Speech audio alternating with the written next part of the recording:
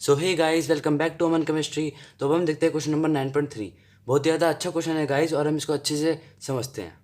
देखिए question number 9.3, answer number 9.3। देखिए इस क्वेश्चन में हमसे कह रहा है a tank is filled with water to a height of 12.5 centimetre. ठीक है, एक टैंक है जो कि पानी से भरा हुआ है, जिसकी हाइट है 12.5 सेंटीमीटर। ठीक है, the apparent depth of a needle lying at the bottom of the tank is measured by a microscope to be 9.4 centimetre. देखिए इन्होंने ये बोला है इस लाइन में the apparent depth of the needle, जो उसकी अपेरेंट डेप्थ है वो 9.4 सेंटीमीटर है। चलिए इसको डायग्राम से समझते हैं। तो देखिए कुछ इस तरीके का हमारा टैंक है, एंड इसके अंदर एक बॉटम पे एक नीडल रखी हुई है। देखिए गाइस, ये जो पानी भरा हुआ है इसकी हाइट है 12.5 सेंटीमीटर। जहाँ तक पानी भरा हुआ है गाइस, यहाँ तक इसको कुछ ऐसे कर लेते हैं। इन्होंने क्वेश्चन में हमें ये बोला है कि एक टैंक है जिसमें 12.5 सेंटीमीटर तक उसकी हाइट तक वहाँ तक पानी भरा हुआ है। ठीक है, और हमारे बॉटम पे एक नीडल रखी हुई है जिसकी अपेरेंट डेप्थ, जब उसको नीडल को देखा जा रहा है तो उसकी अपेरेंट डेप्थ जो है, जहाँ पे वो थोड़ी उठी हुई दिख रही होगी गाइस। ये कॉन्सेप्ट होता है रिफ्रैक्शन का। जो नीडल है, जो यहाँ पे इस समय नीडल रखी हुई है, वो उस समय थोड़ी यहाँ पे दिख रही है, जिसकी हाइट ये बता रहे हैं हमें 9.4 सेंटीमीटर। ठीक है गाइस, तो हमसे क्वेश्चन में ये पूछा गया है guys, what is the refractive index of water. तो देखिए रिफ्रैक्टिव इंडेक्स ऑफ वाटर आपको पता होगा 1.33 होता है वैसे। लेकिन इस क्वेश्चन में हम समझते हैं इसको कैसे निकालना है। तो देखिए आपको एक मैं बहुत ही अच्छी चीज़ बता रहा हूँ जिसको आप याद रखना, एक ट्रिक बता रहा हूँ जो आपको आगे वाले क्वेश्चन में भी काम आएगी। जब भी हमारा ऑब्जर्वर रेयर मीडियम में होगा, ऑब्जर्वर मतलब जो सब्जेक्ट को देख रहा है, जो वाटर में जो डेंसर मीडियम में ऑब्जेक्ट रखा है ऑब्जर्वर, जो जब भी वो रेयर रेयर मीडियम में होगा, तो हमारा height of object always greater than height of, तो हमेशा guys height of object always greater than height of image.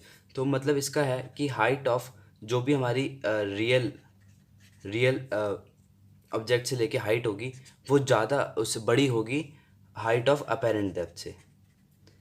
ये आपको केस हमेशा याद रखना है गाइस। ये एक छोटी सी ट्रिक है। ऑब्जर्वर जब भी हमारा रेयर में होगा, हाइट ऑफ रियल ऑब्जेक्ट की ज़्यादा होगी अपेरेंट डेप्थ से। ठीक है गाइस, तो इसको हम ऐसे लिख देते हैं। अ, एक फॉर्मूला मैं आपको बता देता हूँ। Refractive index of denser medium. So refractive index of denser medium upon में refractive index of rare medium. ठीक है, अब ऐसे लिख के आपको वो चीज़ पहले लिखनी है जो चीज़ बड़ी है। अब देखिए इस केस में ऑब्जर्वर हमारा रेयर मीडियम में है, तो हमने देखा है इसके अंदर आपको याद रखना है कि रियल एच ओ जो कि ऑब्जेक्ट की है रियल हाइट, वो पहले लिखेंगे हम, तो एच ओ अपॉन में एच आई। ठीक है, ये आपको अगर समझ में आ गया गाइस, तो ये क्वेश्चन आपके लिए बिल्कुल ही आसान हो जाएगा गाइस। मक्खन है ये वाले क्वेश्चन, अगर इस टाइप के क्वेश्चन अगर आपको ये बिल्कुल समझ में आ गया तो बहुत ही सिंपल सी चीज़ है, आपको हमेशा याद रखना है। ऑब्जर्वर अगर हमारा रेयर मीडियम में है और रेयर मीडियम से ऑब्जर्व कर रहा है वो, तो हमारी एच ओ हमेशा बड़ा होगा एच आई से। और अगर यही उल्टा हो जाता है, मान लो पानी में कोई मछली है, तो वो ऑब्जर्वर डेंसर डेंसर मीडियम में हो जाता है, तो फिर इसका उल्टा हो जाएगा, एच आई बड़ा हो जाएगा एच ओ से। वो आगे वाले क्वेश्चन में हम समझेंगे, अभी इस क्वेश्चन पे फोकस करते हैं। तो ये वाले फॉर्मूले के अंदर बस आपको ये चीज़ें पुट कर देनी है और आपका आंसर आ जाए। अब देखिए एंड आंसर हमारा हमें जो पानी का रिफ्रैक्टिव इंडेक्स है वो निकालना है, वो तो हमें निकालना ही है। सो एंड आंसर अपॉन में एन रेयर जो कि हवा है, हवा का आपको पता है 1 होता है। ठीक है, 1 हमने डाल दिया इक्वल टू, अब हाइट ऑफ ऑब्जेक्ट हमें जो ओरिजिनल रियल डेप्थ जो है वो हमें दे रखी है 12.5। सो 12.5 एंड जो हमें अपेरेंट डेप्थ दे रखी है वो है 9.4 सेंटीमीटर। सो ये कुछ अगर आपको आप इसको सॉल्व करोगे, सो चलो कर लेते हैं इसको सॉल्व आगे। एंड आंसर 1 ऊपर इधर जाके मल्टीप्लाई हो जाएगा, सो 12,594। अब देखिए ये जो पॉइंट से पॉइंट कट जाएगा, अगर आप थोड़ा और मैं समझा देता हूँ, 10 इंटू में 10, ये जो पॉइंट की जगह है नीचे, इसको नीचे आप लिख सकते हैं 10, और इसको हटा के ऊपर लिख सकते हैं यहाँ पे 10। ठीक है, ये तो वैसे भी कट जाएगा, तो सिंपल आप इसे पॉइंट ऐसे कट कर सकते हैं। अब इसको डिवाइड करने पे आपका आंसर आएगा गाइस 125 डिवाइड बाय 94, सो 1.329 कुछ इस तरीके से, जिसको हम लिख सकते हैं 1.33।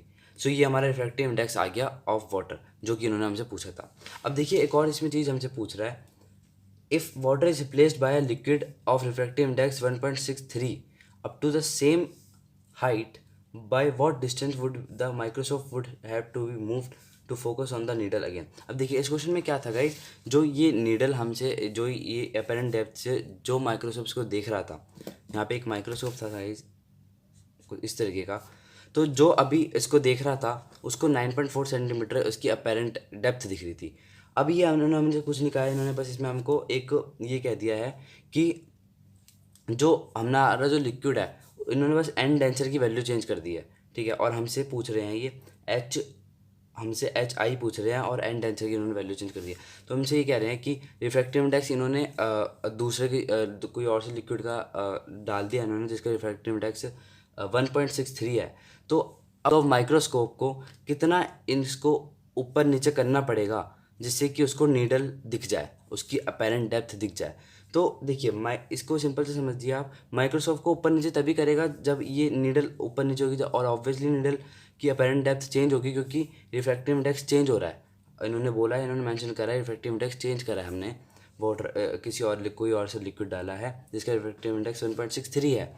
तो माइक्रोस्कोप को कितना इसको एडजस्ट करना पड़ेगा देखने के लिए। तो उसके लिए सबसे पहले हम निकालते हैं अपना एंड डेंसर की वैल्यू डाल के इसकी अपेरेंट डेप्थ निकालते हैं। देखिए बी पार्ट नेक्स्ट पेज पे करते हैं, बी पार्ट, ठीक है।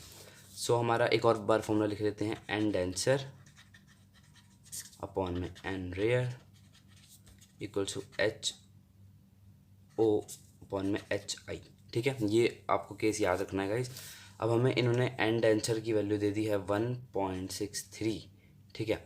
रिफ्रैक्टिव इंडेक्स अपॉन में ये तो 1 होता ही है, इक्वल्स टू हाइट ऑफ हमारी रियल हाइट क्या थी 12.5 थी, ठीक है। एंड देन हमसे एच आई पूछे जा रहा है, सो इसको डिवाइड कर देंगे। So it will be 1.63 upon में 12.5, इसको उल्टा कर दिया गाइस मैंने, H I equals to 12.5 upon में 1.63 होगा गाइस। ये इधर जाएगा, ये इधर जाएगा, ठीक है, इससे डिवाइड हो जाएगा ये। अब देखते हैं एच आई हमें निकालना है, इसको करते हैं आगे सॉल्व। 125 अपॉन में 163 इंटू में 100, 2 पॉइंट के बाद है तो ऊपर 100 से मल्टीप्लाई कर देंगे, नीचे 10, ठीक है, 1 0 कट गया। अब इसको सॉल्व करते हैं गाइस, हमारा आंसर आएगा 125 0 डिवाइड बाय 163। सो हमारा आंसर कुछ 7.66 सेंटीमीटर आएगा। तो हमारी अपेरेंट डेप्थ चेंज हो जाएगी जब हमारा ये 1.63 इफेक्टिव इंडेक्स हो जाएगा। तो अब देखिए इसको डायग्राम में समझते हैं। अभी 9.54 सेंटीमीटर थी और अब इसकी 7.66 सेंटीमीटर हो जाएगी। सो 7.6 सेंटीमीटर मान के चलते हैं, कुछ यहाँ पे हो जाएगा जिसकी हाइट हो जाएगी हमारी, यहाँ बना देते हैं, जिसकी हाइट हो जाएगी हमारी 7.6 सेंटीमीटर। तो देखिए जब ये अपेरेंट डेप्थ इसकी चेंज हो गई, अब यहाँ से हट के इधर आ गई नीडल, हमें यहाँ पे दिख रही है। तो माइक्रोस्कोप को उसे ऑब्वियसली थोड़ा ऊपर करना पड़ेगा देखने के लिए। तो कितना ऊपर करना पड़ेगा, कितना उसे ऊपर करना पड़ेगा देखने के लिए, तो इसके लिए हम डिफरेंस निकालेंगे यहाँ से। देखिए अभी यहाँ पे 9.4 सेंटीमीटर था, अब इसको इतना ऊपर करना पड़ेगा, कितना ऊपर करना पड़ेगा, इतना। तो ये जो डिफरेंस है गाइज, ये वाला डिफरेंस हमें ये निकालना है, तो हमें शिफ्ट पता लग जाएगा कि उसे कितना माइक्रोस्कोप को ऊपर करना पड़ेगा। अभी ये हमारा आंसर इन्होंने ये नहीं पूछा है हमसे, इन्होंने पूछा है कि माइक्रोस्कोप को कितना हमें शिफ्ट करना पड़ेगा वो देखने के लिए। तो हमने ये निकाल लिया पहले इसकी अपेरेंट डेप्थ, अब उसको कितना शिफ्ट करेगा, उसे 9.4 में से माइनस कर देंगे 7.6 को। तो देखिए करते हैं, सो शिफ्ट जो आएगा हमारा, shift of microscope equals to 9 point क्या दे रखा था हमें, 9.4 -7.6 centimetre, so it will be 1.8 centimetre. So ये हमारा फाइनल आंसर है गाइस, ये वाला आंसर नहीं है। क्वेश्चन को ध्यान से समझ के पढ़ना चाहिए गाइस, और जो उन्होंने पूछा है वो चीज़ हमें बतानी है उन्हें, ठीक है। सो इतना हमें शिफ्ट करना पड़ेगा माइक्रोस्कोप को उस नीडल को देखने के लिए।